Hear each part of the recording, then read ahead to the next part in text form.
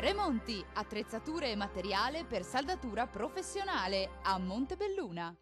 Ben ritrovati al meteo, ci attende un sabato con cieli nuvolosi e anche domenica purtroppo non andrà meglio. Vediamo nel dettaglio la situazione del 10 ottobre. Sul Veneto avremo un cielo piuttosto soleggiato ma con il passaggio di nubi. Locali deboli precipitazioni saranno possibili solo sul Bellunese.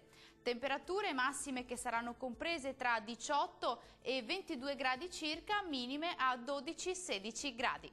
Spostiamoci ora sul Friuli Venezia Giulia, qui il cielo sarà prevalentemente nuvoloso su tutta la nostra regione ma non sono previste precipitazioni degne di nota. Uno sguardo alle temperature, le massime saranno comprese tra i 20 e i 21 gradi con valori notturni attesi tra 13 e 15 gradi.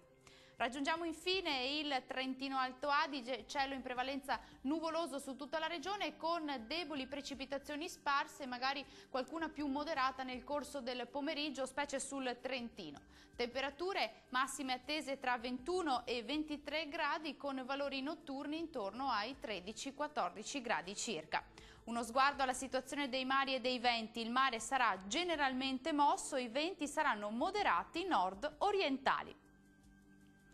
L'aggiornamento meteo anche per oggi termina qui, arrivederci!